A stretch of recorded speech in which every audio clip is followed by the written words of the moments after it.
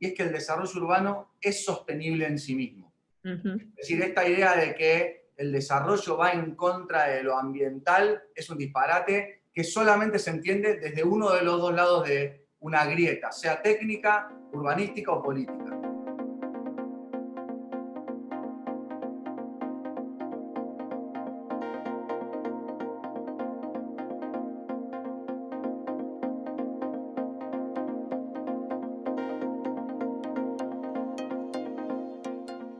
Hola a todos, muy bienvenidos a un nuevo episodio de GPS Smart Cities, este ciclo de entrevistas en el que intentamos conocer un poco más sobre diferentes proyectos, diferentes iniciativas, con un enfoque Smart City en diferentes ciudades de Latinoamérica.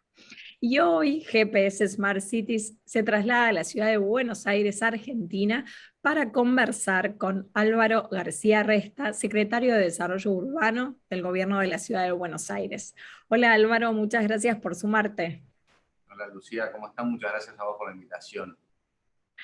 Bueno, Álvaro, en este ciclo estamos intentando indagar en diferentes proyectos, desde ya que en el gobierno de la Ciudad de Buenos Aires encontramos varios, pero queremos hoy focalizar en el proyecto Ciudad 3D, que fue lanzado hace no mucho, y nos gustaría que nos puedas contar qué necesidades detectaron ustedes para decidir implementar esta herramienta.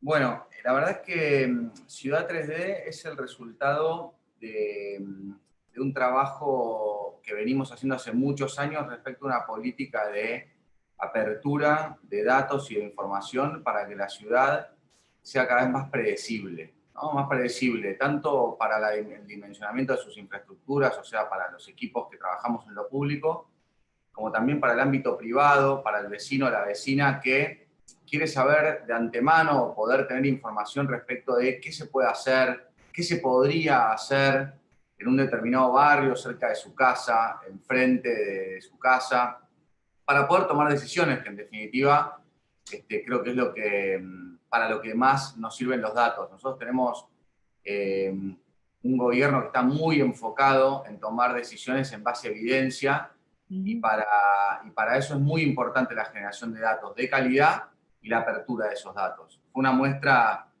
bastante, digamos, icónica por parte de la Ciudad de Buenos Aires, la manera en que gestionamos la pandemia en base a los datos, y un poco de esa misma forma es que estamos planteando que la ciudad, que es un hecho complejo, el desarrollo urbano de una ciudad, de un centro urbano como es Buenos Aires, es un hecho complejo, no por difícil, sino por la cantidad de variables que tiene a la hora de entender las distintas normativas urbanísticas, de edificación, el contexto, que luego de 40 años de tener una misma normativa respecto de los códigos urbanos, hace 2 años cambiamos ese código de planeamiento urbano que regía la constructividad en la Ciudad de Buenos Aires con una lógica o impronta de ciudad todavía post-revolución industrial, más enfocada a la distribución de la ciudad determinada por los usos específicos, como pueden ser las áreas residenciales, las áreas industriales, y cambiamos esa normativa a lo que se llama código urbanístico, que es una mirada mucho más contemporánea respecto a la mixtura de usos, la ciudad de los 15 minutos, la cercanía de la gente de su casa a la oficina o al espacio de trabajo, al comercio, la diversidad de los comercios, la diversidad y la mixtura equilibrada de esos usos. Dicho todo esto, para comprender esas transformaciones, esos cambios que a veces son abruptos más allá del proceso que devenga en el proyecto de ley, un día se sanciona una ley que cambia las reglas del juego, escuchamos y sentimos necesario generar una herramienta que pueda transparentar, evidenciar y dar disponibilidad abierta de esos datos a todos y a todas aquellas que quieran acceder a ellos. Por supuesto está el vecino o vecina de a pie, como dije antes, que quiere conocer qué puede pasar cerca de su casa, pero por otro lado, en términos profesionales, a todos los profesionales, arquitectos, ingenieros, paisajistas, antropólogos, antropólogas, psicólogos. Bueno, nosotros tenemos un equipo de antropología urbana muy desarrollado respecto de cómo la ciudad es la expresión física de la vida de la gente. También hacen mucho uso, tanto en la academia como en sus estudios profesionales, de esta información que democratizamos vía esta herramienta Ciudad 3D. Ujú. ¿Y qué rol tiene la tecnología y, como nos comentabas, los datos en este proyecto en concreto? Fundamental. La verdad es que en el caso de la normativa urbanística, básicamente estamos hablando de parámetros, ¿no? De parámetros matemáticos, geométricos, diferentes parámetros numéricos que nos permiten, vía la programación la programación de esos datos puestos en un determinado esquema de procesamiento, extruir en diferentes layers o capas todo lo que en la ciudad pasa o puede pasar. Incluso uno puede acceder a documentos de las parcelas linderas respecto del estado de aprobación de si uno tuviese una obra en construcción, porque finalmente tiene que ver con una integración de un montón de datos que nosotros teníamos dentro del gobierno de la ciudad, algunos por separado.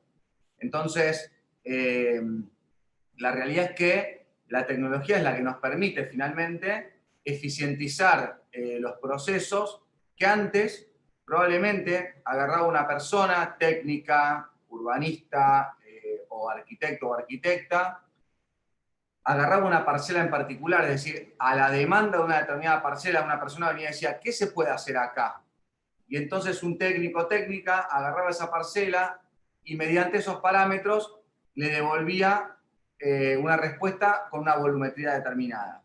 Hoy uno puede entrar a Ciudad 3D, poner la dirección de la calle de una determinada parcela de la ciudad y encontrar la volumetría de lo que se podía hacer antes, de lo que se puede hacer ahora, calcular la plusvalía, que tiene que ver con la diferencia entre lo que antes se podía y lo que hoy se puede en términos de cantidad de metros cuadrados, y aplicarle diferentes layers o capas de información a una determinada parcela de la ciudad.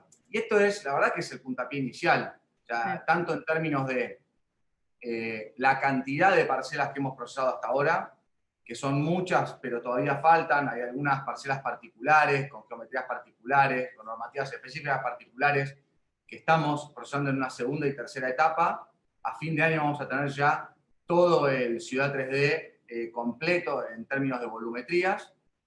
Y por otro lado, seguir incorporando otras informaciones que son complementarias, que tienen como base la ciudad física.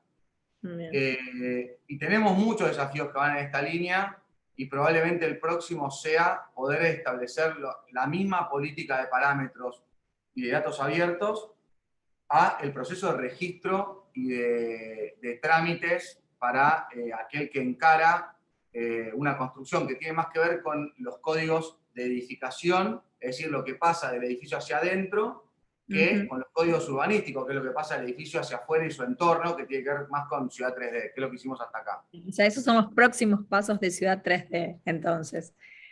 Así es.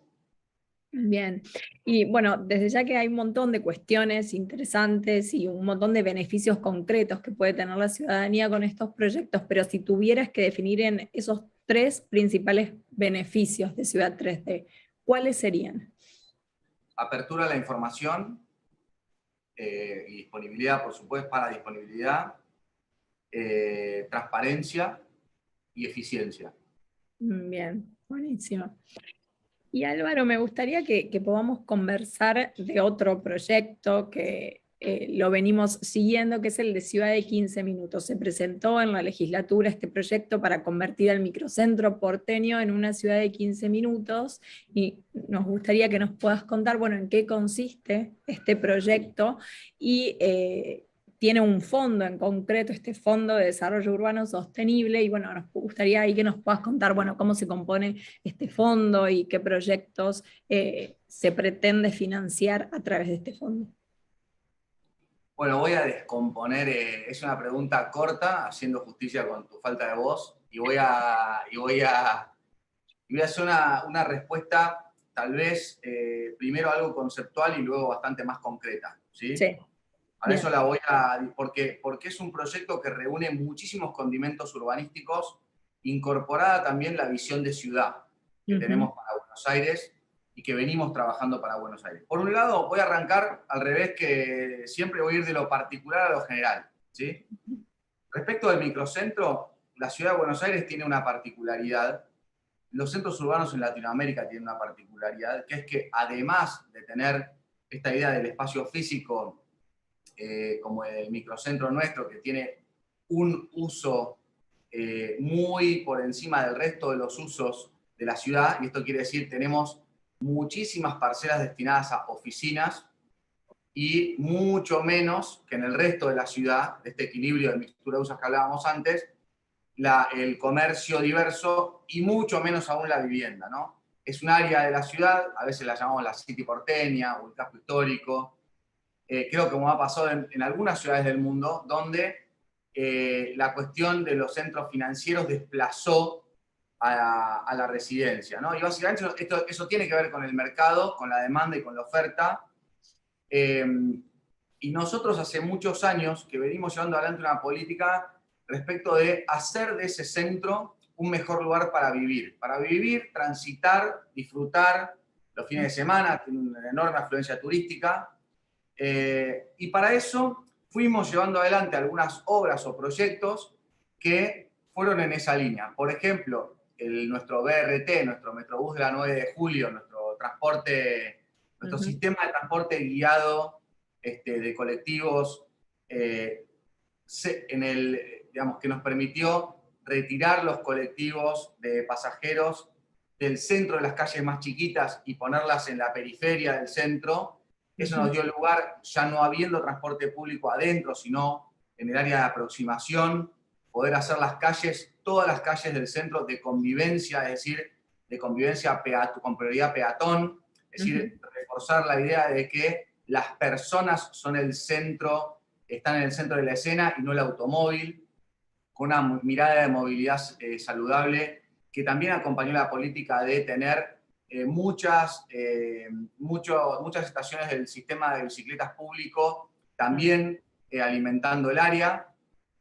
La verdad es que todo eso era muy bueno, pero era insuficiente respecto de la cuestión de fondo, que era cómo hacemos de ese centro porteño un área residencial. No residencial en todo su esplendor, sino que pueda avanzar la cuestión de la residencia por encima de la oficina para generar esa mixtura equilibrada.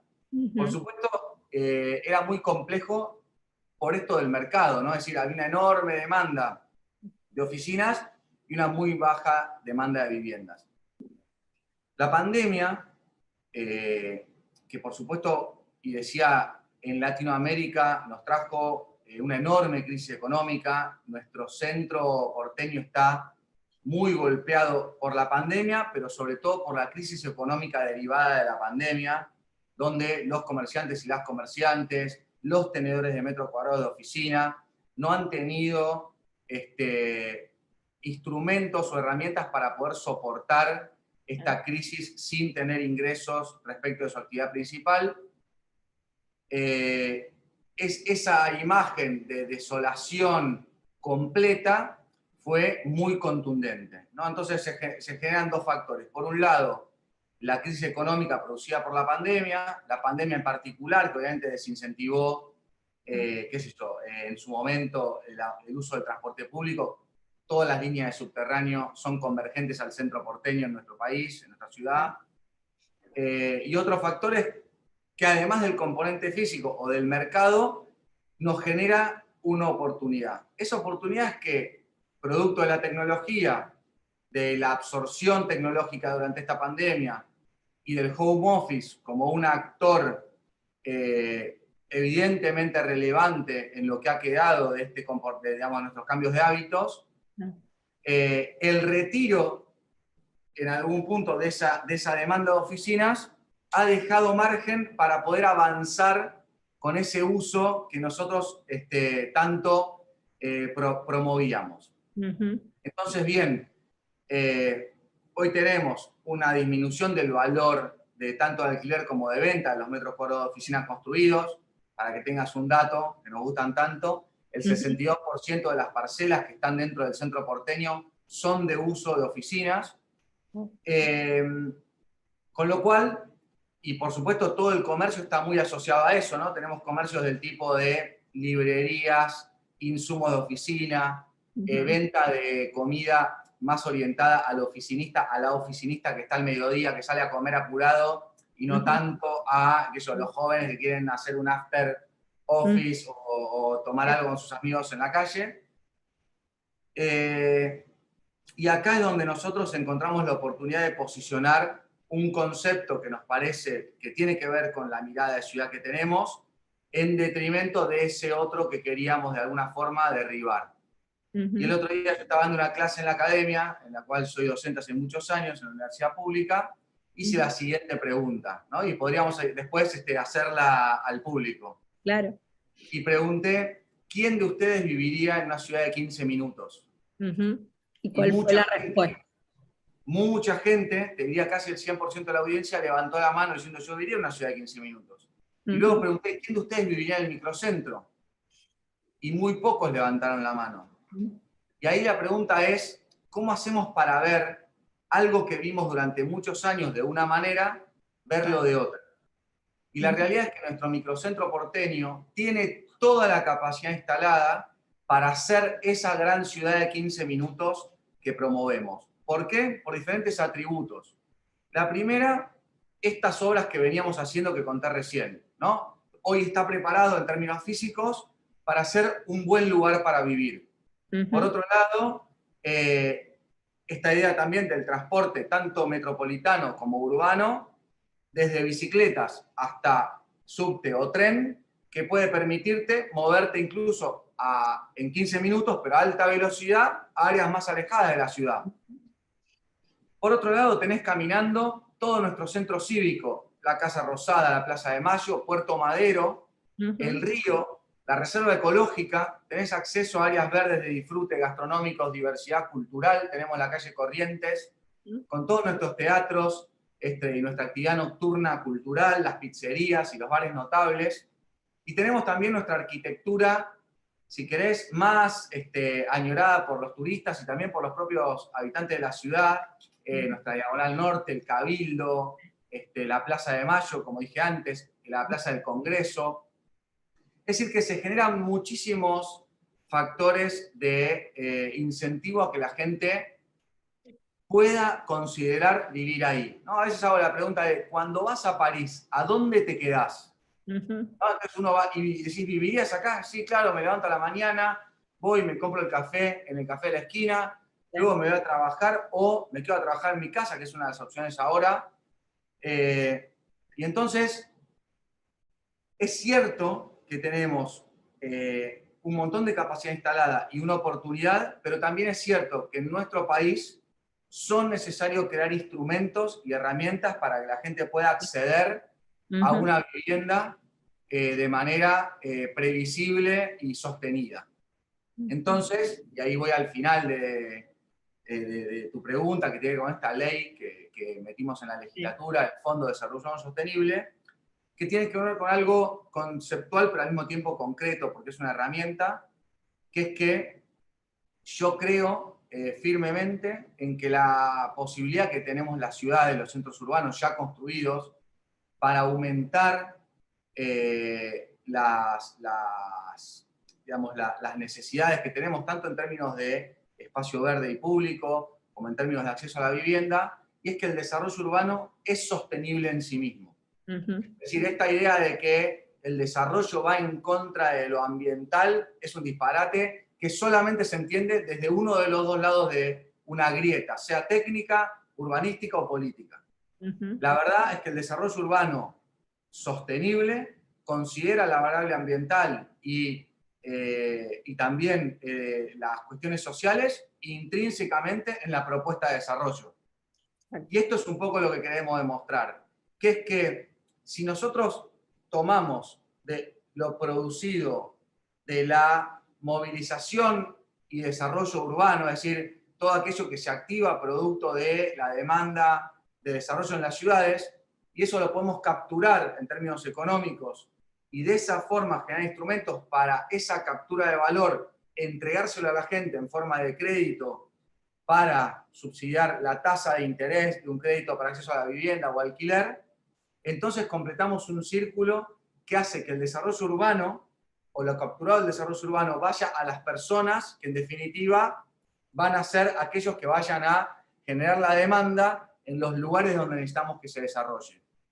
Entonces, el instrumento plantea, por un lado, la captura de valor de producido del desarrollo urbano, que serían la plusvalía urbana, y por otro lado, el producido de convenios urbanísticos, que es una herramienta que estamos incentivando también, y eso entregarlo en forma de crédito para la gente que quiera ir a vivir a áreas en desarrollo. Es decir, la zona sur de la ciudad, que es la menos densa, donde necesitamos que más gente viva, también orientado a gente que vive en la región metropolitana, que hoy no es ciudadano de la ciudad de Buenos Aires y podría ser, llegando a la ciudad, a buscar oportunidades de desarrollo, y tiene como área prioritaria también el área del centro, porque necesitamos que la gente viva ahí.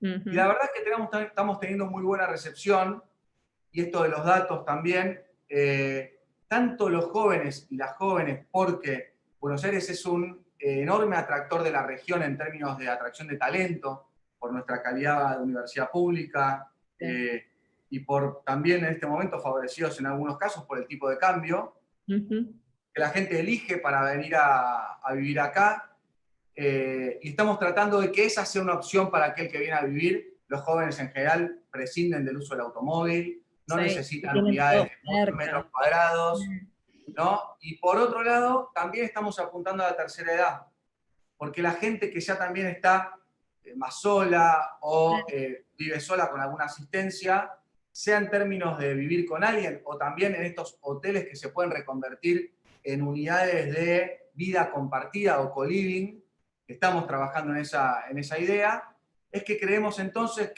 y que pueden aprovechar la oferta cultural, ¿no? Pueden ir con sus amigas y sus amigos al teatro, ver una obra de teatro, salir, comer algo y volver caminando a su casa, porque también prescinde del uso de automóvil. Creemos que todo esto nos genera una enorme oportunidad para resignificar nuestro centro porteño. Y como decimos siempre, cuando vemos una foto yo hago también este ejercicio de mostrar una foto con el centro vacío, y digo, adivinen cuándo sacamos esta foto, todo el mundo dice, en la pandemia, y en realidad esa foto es de cualquier sábado o domingo de hace 5 o 6 años. Claro. Porque tampoco en un lugar habitado en los momentos donde la oficina se retiraba como centro de atracción o de atractor de gente. Con lo cual, la verdad es que el proyecto es el resultado de un proceso, de un trabajo con un montón de actores y actrices golpeados por la situación en el barrio y también en el centro, y es también un trabajo conjunto de muchas áreas de gobierno, como es espacio público, desarrollo económico, el Ministerio de Cultura, porque la verdad que es un pedacito de ciudad, con lo cual todas las áreas de la ciudad tenemos un rol importante ahí. Por supuesto, en nuestro caso, marcar la visión, el norte hacia el cual queremos que eso vaya, y poder hacerlo con instrumentos que lleguen a la gente de manera inmediata, porque creemos que estamos en un momento de nuestro país y de nuestra economía donde la productividad es muy necesaria para la gente. Y Álvaro, vos venís trabajando mucho sobre este concepto de antropología urbana. ¿Cómo bajo la antropología urbana concebís a una ciudad inteligente y sostenible? Lo primero, creo que la inteligencia, y acá te voy a correr a vos de la zona de confort, no solo tiene que ver con los datos, ¿no? Y la tecnología. Es decir, yo creo que la inteligencia tiene que ver con la correspondencia de que las políticas públicas que uno plantea tengan correspondencia con lo que la gente demanda o desea, sobre todo desea. Sí. Y hago la distinción entre demanda y deseo porque no es lo mismo, ¿no? Uno a veces demanda lo que necesita y desea lo que sueña. Sí. Y la antropología urbana es un concepto que yo, por lo menos personalmente, trabajo hace muchos años. Es parte de mi decisión, incluso haber estudiado urbanismo o arquitectura, en su momento, que tiene que ver con esta idea de que la arquitectura o la ciudad es la expresión física de la vida de la gente. Entonces, el gran cambio creo que tiene que ver con mirar el sujeto y no el objeto. Y cuando uno mira el sujeto, la idea de que la interdisciplina pueda complementarse entre sí, y en esto la antropología, la psicología, la sociología, son enorme insumo de aquello que nosotros luego como urbanistas podemos hacer para que la gente viva mejor, que es nuestro enorme objetivo final. Con lo cual, venimos llevando adelante ya, te diría en el 2016, creamos la Dirección General de Antropología Urbana. Aníbal del Olmo es antropólogo, es el director general. Tenemos un montón de espacios académicos también en donde tratamos de que esta visión, digamos, prolifere y prevalezca respecto de una apertura del urbanismo hacia una mirada un poco más interdisciplinaria y no tan endogámica, pero que además eso se traducía mucho en el territorio, porque la idea del viejo urbanismo, de que algunos profesionales varones estemos encerrados en una sala mirando un plano a 5.000 metros de altura, dibujando una mancha que iba a ser un parque, sin pensar ni preguntar qué es lo que la gente desea que suceda ahí, la verdad que hoy parece no ser el lugar, claro, la manera, la metodología más apropiada. Obviamente eso que ahora es evidente, hace algunos años no lo era tanto. Yo siempre digo que la antropología urbana, a diferencia de la participación, aspira a la pertenencia del proyecto por parte de la gente que se involucra y no a la aceptación. Era muy común decir, bueno, el gobierno debe bajar al territorio para contarles el proyecto a las personas y que las personas lo acepten, y en realidad nosotros hacemos el proceso inverso, es decir, primero bajamos al territorio a trabajar con la gente y luego hacer un proyecto co-creado con ellos, porque creemos que las externalidades de eso tienen que ver con la pertenencia, ¿no? Y cuando uno algo le pertenece, lo cuida, le cuenta al otro cómo se usa, por qué esto está acá y no está allá, y creo que vale la pena.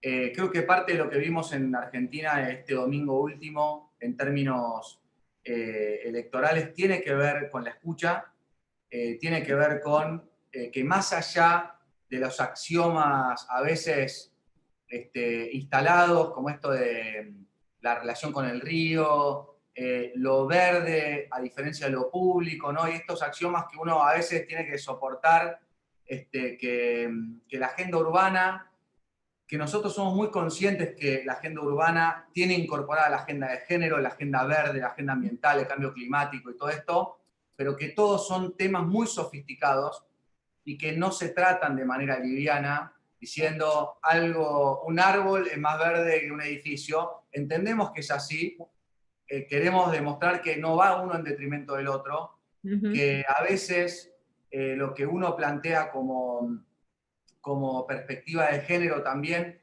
requiere una profundidad en el análisis y en el trabajo conjunto de poder entender cuándo un proyecto es amigable a la mayor amplitud posible de diversidad de usuarios y no es un axioma solamente diciendo que hay que poner un determinado banco para recordar a las víctimas de la violencia de género. No es suficiente con eso. Entonces creemos que para ir en profundidad a las agendas importantes tenemos que hacerlo escuchando de primera mano a los protagonistas del territorio, que son las personas. Y la antropología urbana es una herramienta muy importante, metodológica y con muchísimos datos, para poder relevar, trabajar, co-crear y medir ese trabajo con las personas. Porque ¿quién puede decir después que un proyecto es mejor o peor para la vida de la gente si no lo medimos y no nos ponemos indicadores de base que acordamos en conjunto para luego poder volver a eso y decir, che, esto está bien o mal respecto a nuestro punto de partida? Entonces, la verdad es que el esfuerzo de cambio de paradigma es enorme, porque a veces lo cómodo de poder, de repetir axiomas que rápidamente la gente toma y amplifica contra la idea de poder meterse de lleno en determinados significados que verdaderamente es lo que va a transformar la motivación en la gente de hacer las cosas mejor o de otra manera. Ese es el trabajo que nos ocupa y la verdad es que sabemos que es un camino un poco más largo, es un camino a veces un poco más hostil por la cantidad de embates que uno recibe respecto de digamos, de estos axiomas instalados, pero también sabemos que al final del camino es la única manera que tenemos, y por eso decía que el apoyo de este domingo pasado fue muy importante, porque quiere decir que vamos bien y que lejos de acabarse una forma de hacer las cosas de 14 años en la ciudad de Buenos Aires, donde la transformación es muy evidente respecto de la calidad de vida de la gente y de los espacios, la gente todavía hoy dice, queremos mucho más de esto porque esto es lo que realmente nos está llevando a poder realizarnos en lo personal, en lo económico, en lo social. Y la verdad es que todos estos conceptos que a veces parecen urbanísticos, parecen lejanos, ¿no? Como, o datos, esto de lo intangible, se vuelve tangible cuando uno lo materializa en determinados proyectos que tienen incorporados estos otros conceptos que, en nuestro caso, la demolición del elefante blanco en la ciudad oculta, ícono del abandono durante 50 años, hoy transformado en parque, la manzana 66, producto de una permuta, como primer ley de permuta de la historia de la ciudad. O sea, esta inteligencia puesta al servicio de la resolución de los problemas, ¿no? Por eso digo, la Smart City, más allá de los datos, es la inteligencia del territorio puesta al servicio de la verdadera resolución de los problemas. Nosotros tenemos como ciudades consolidadas un enorme desafío, que es esto del aumento de la calidad de la vida de la gente en términos del aumento de la cantidad de suelo verde y público para la gente. Y nosotros estamos planteando un modelo de movilización del suelo para poder hacerlo crecer, ¿no? Esto como la idea de esto del banco de tierra, ¿no? Que no es la acumulación de tierra, sino que es la movilización de tierra para poder aumentarlo. Es decir, los bancos, en términos económicos, no acumulan y guardan, sino que movilizan para hacer crecer ese activo.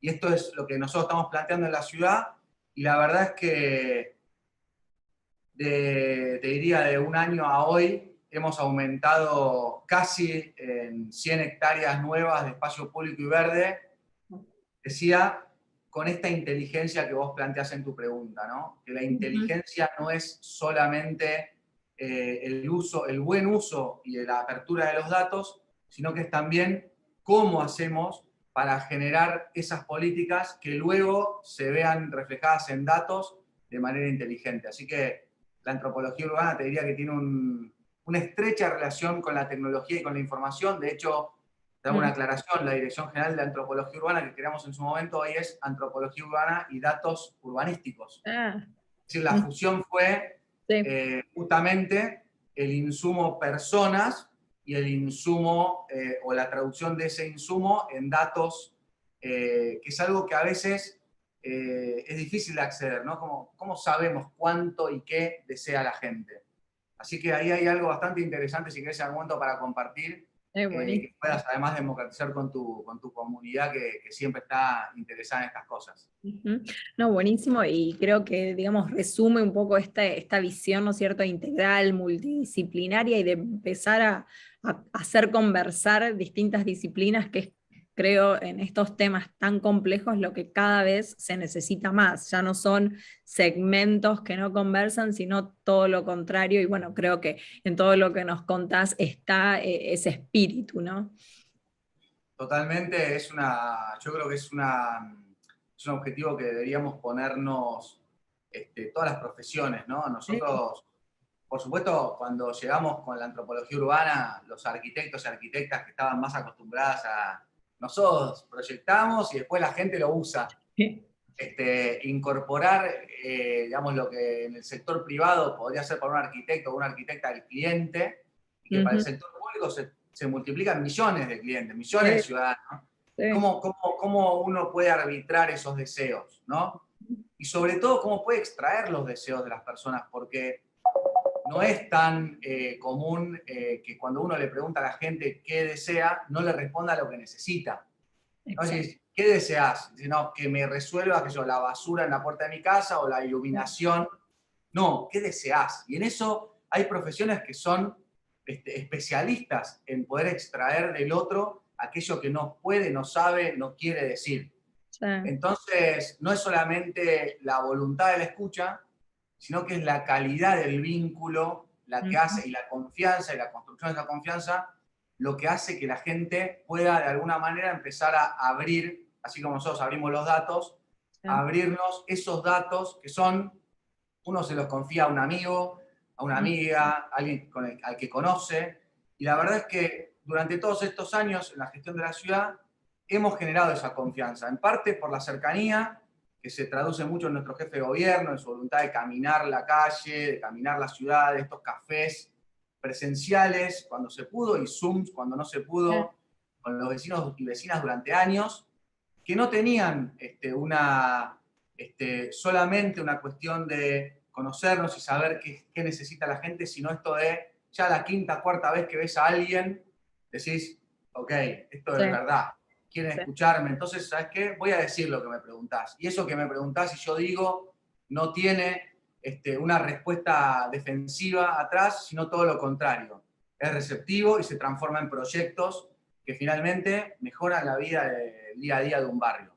Así que yo creo que es una visión que hoy florece, así como vos estás empezando el frío, nosotros estamos en la estación inversa, y está floreciendo la ciudad, y eso se nota, y creo que hoy estamos sintiendo además, después del domingo, también una luz de esperanza y de florecimiento respecto al futuro del país, que ojalá nos permita estar también en contacto con esos deseos de lo que queremos a futuro en el largo plazo, ¿no? que creo que es muy necesario por estas latitudes. Tal cual.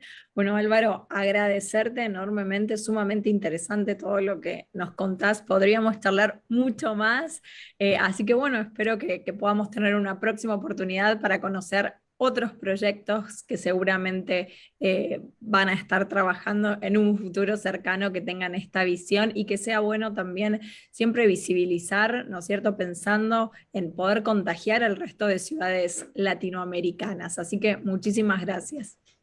Muchas gracias a vos, a disposición siempre, y para nosotros es muy importante también como ciudad poder mostrar y compartir con tu comunidad que no se circunscribe al territorio de la Argentina solamente, porque creo que esa apertura y estos canales que vos abrís son importantes también para mostrar que Buenos Aires y la Argentina es un lugar de enorme oportunidad, como creo que es muchas ciudades de Latinoamérica, para el mundo entero. Así que muchísimas gracias por eso, a disposición siempre que lo necesites. Bueno, muchísimas gracias y nos estamos viendo. Adiós.